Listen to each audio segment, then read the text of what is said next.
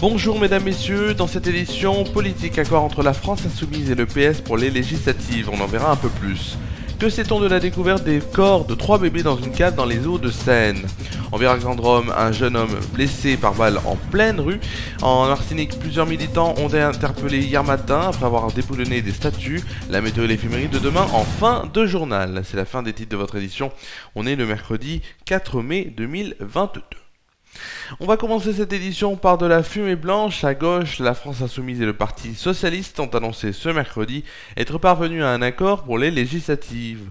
Nous voulons faire élire des députés dans une majorité de circonscriptions pour empêcher Emmanuel Macron de poursuivre sa politique injuste et brutale et battre l'extrême droite, déclarent donc les deux formations dans un communiqué commun. Les socialistes en voteront donc ensuite lors d'un conseil national demain 5 mai à 19h pour valider cet accord.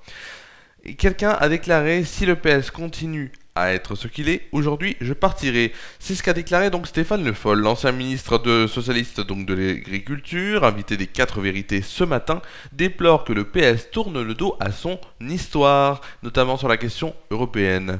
Le maire du Mans estime que la perspective de victoire de la gauche à l'Assemblée est une fable, un leurre, au regard des résultats affichés à la présidentielle par Emmanuel Macron et Marine Le Pen.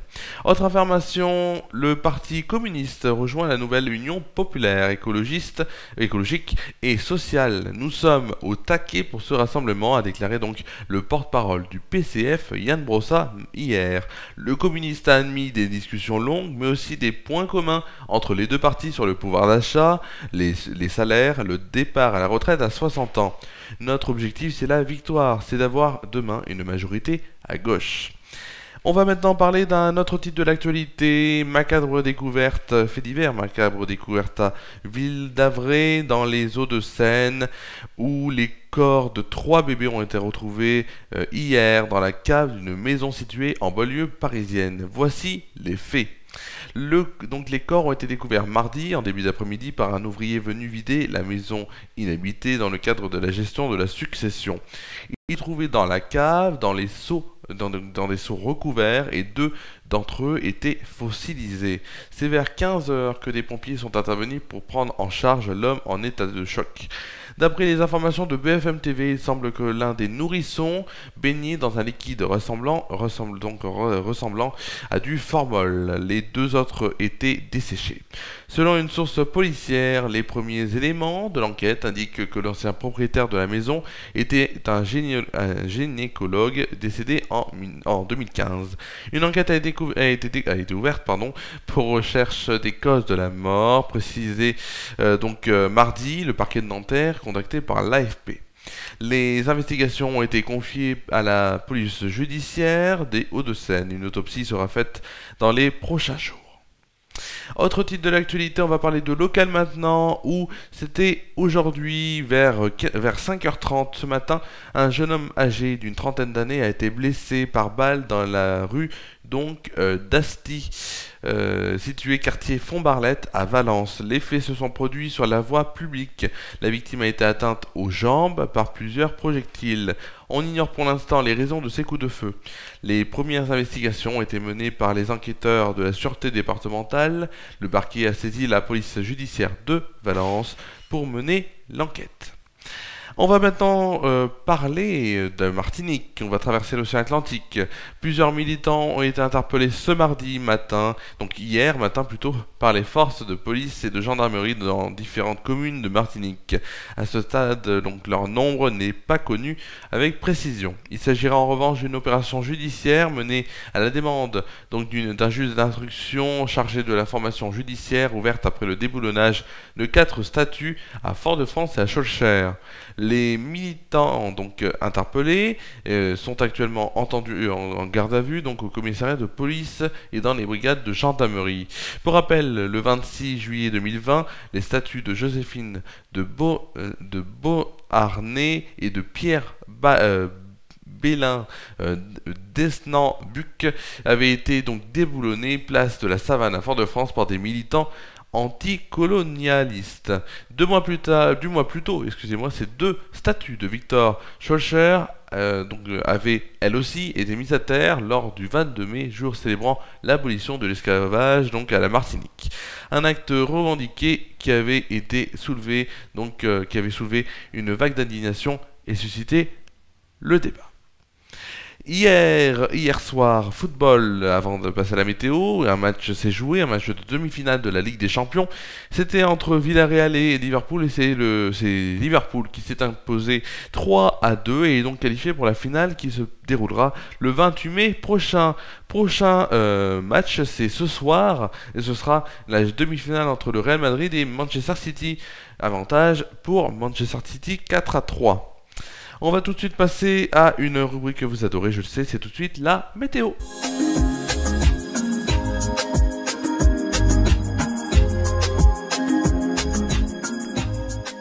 La météo donc tout de suite, la météo déjà de Tournon-sur-Rhône et ensuite on verra les cartes bien sûr. Les cartes donc pour la France métropolitaine. Demain au programme de rares averses seront présentes avec une température de 14 degrés de moyenne. Demain après-midi c'est de rares averses toujours qui seront présentes parmi nous avec 18 degrés de moyenne. 19 degrés donc au milieu de la journée et des rafales de vent qui seront à 45 km/h. En soirée, un ciel avec des éclaircies conclura cette journée. Il fera 16 degrés de moyenne. Tout de suite, on va passer à la météo de demain matin en France métropolitaine. Demain matin, donc, le soleil et nuages dominent sur le pays avec malgré tout quelques brumes ou brouillard, donc les températures minimales sont en légère hausse. Côté température, il fera 8 degrés à Charleville-Mézières et à Bourges. Il fera aussi 9 degrés à Cherbourg 3 et Nantes. 11 degrés à Brest, Strasbourg, Dijon, Bordeaux et Toulouse. Il fera 12 degrés à Lyon et Biarritz. Pour le plus froid, ce sera à Aurillac où il fera 5 degrés. Pour le plus chaud, il fera 15 degrés à Marseille et Perpignan. Pour demain après-midi, le soleil et des éclaircies qui s'alternent, même si de gros cumulus bourgeonnent et peuvent encore localement donner une averse orageuse sur les reliefs, notamment les Alpes du Sud et la Corse. Les températures sont en hausse et sont légèrement supérieures au normal de saison. Il fera côté température 17 degrés à Lille, il fera aussi 17 degrés à Charleville-Mézières, Rouen et Dijon, 18 degrés à Bourges, La Rochelle, Limoges, Lyon et Nice, 19 degrés à Paris, Orléans, Rennes, Nantes et Montélimar, 20 degrés à Toulouse, Montpellier et Marseille. Pour le plus froid, ce sera à Aurillac où il fera 15 degrés, à l'inverse où il fera le plus chaud, ce sera à Perpignan et à Bordeaux où il fera 21 degrés. Demain, on fêtera les Judith ainsi que les anges.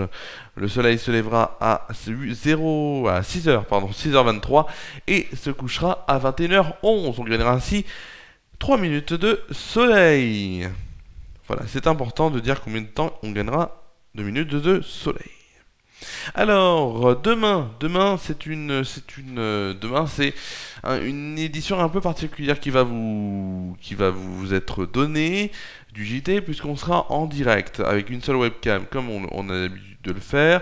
C'est un jour demain particulier pour plusieurs choses, dont pour une chose bien sûr qui est connue de tout le monde. On en parlera un petit peu quand même de tout ça et on sera en direct à 18h pile. Vendredi, le JT sera de retour en inédit, un peu plus tôt que prévu, mais il sera de retour en inédit. Samedi, c'est une édition de Samedi Détente qui vous sera proposée à 19h et dimanche, c'est FR News Foot qui vous sera proposé à 23h15 en direct. Voilà, direct le 8 mai, mais on sera quand même en direct et à 23h15 ici. C'est la fin de cette édition. Merci à vous de l'avoir suivi. Je vous souhaite de passer une bonne soirée, une bonne nuit. Prenez soin de vous et de vos proches. Et je vous dis à demain en direct pour le JT sur FR News.